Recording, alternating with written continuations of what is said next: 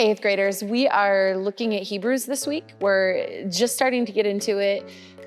We have moved from the Pauline epistles, who are authored by Paul. Makes sense, right? We're moving on to the general epistles. General epistles isn't because they're written by different authors, which they are. There are going to be a number of different authors we'll read for the rest of the year. It has more to do with the audience. So rather than being written to the church in Rome or in Philippi, these are definitely intended to be circular letters, just like we know that some of Paul's letters ended up being anyway. So the first one we're going to start with is Hebrews. It is going to be interesting because it's the only book in the New Testament, thinking it through, who really we have a lot of controversy concerning who wrote it. Most of the other books, there might be a little bit of debate, but we can say with some certainty, yeah, it's probably this person. Hebrews, we really don't have quite that much clarity on it. Here's what we do know about the writer of Hebrews. We know that he had to have had some apostolic connection. What do I mean by that? Well, we've been talking about apostles as people who have seen the resurrected Christ, have had an encounter with him, are connected with, for example, the 12 disciples, right? Or Paul. Paul is an apostle because he saw Jesus on the Damascus Road, even though he didn't see Jesus while Jesus was alive, right? And that's why he refers to himself as one abnormally born, right? It's because he didn't have that connection with Jesus during his lifetime. So an apostle is someone who did know Jesus or encountered him after his death and resurrection. So the main criteria that really makes a book of the Bible in the New Testament valid and worthy of being in the Bible is the fact that it is connected to an apostle. So even though we're not sure who wrote Hebrews, we do know that they had to have an apostolic connection.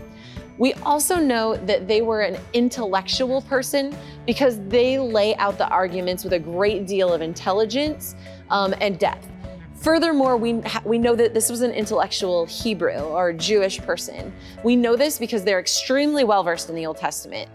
A great deal of the book is quotation. So anytime you're reading along and the paragraph breaks and it kind of becomes weirdly indented or a little bit more spaced out, it's because the author of Hebrews has gone into quotation mode. And now they're drawing things out of the Old Testament because they want to make you see how clearly Jesus has satisfied and fulfilled the Old Testament.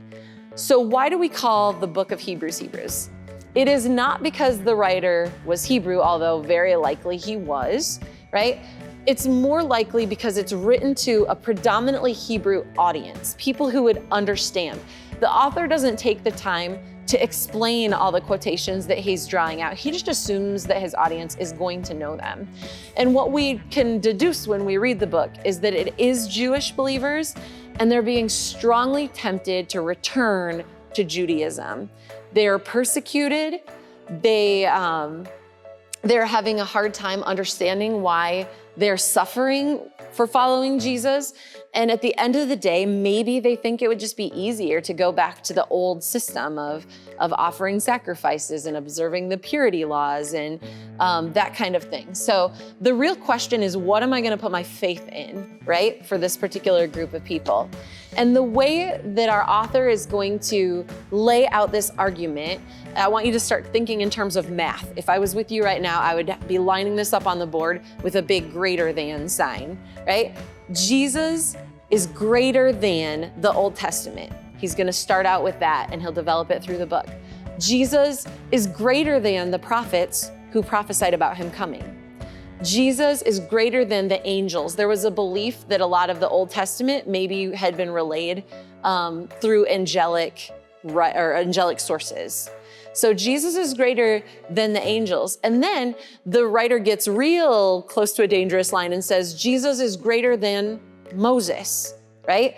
Moses was like a servant in the house, right? But God is the house. Jesus is the house.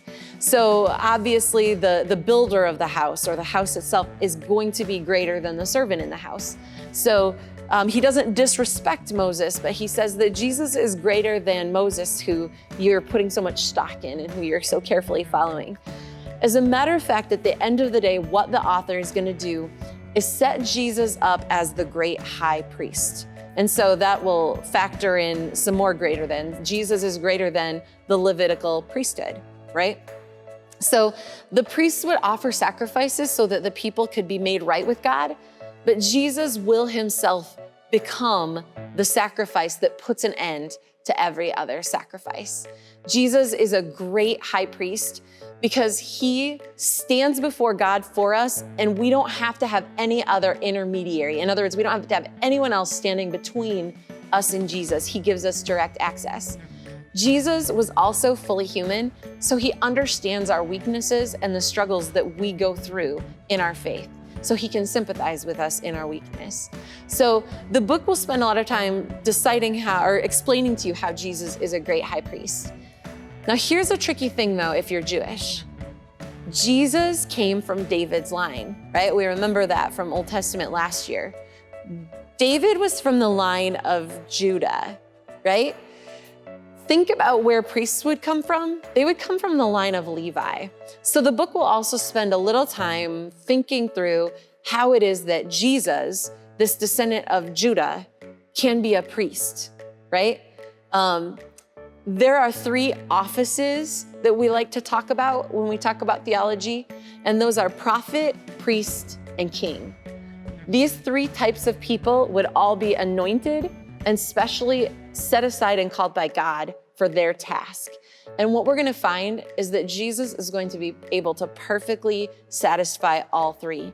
He will be our perfect prophet who gives us access to God's word, our perfect king, to skip ahead, because he's the King of Kings. Isaiah tells us that, right?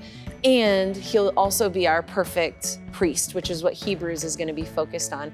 Interestingly enough, the word Messiah comes from Messiah in Hebrew, which means anointed one. So Jesus himself will be the perfect anointed one.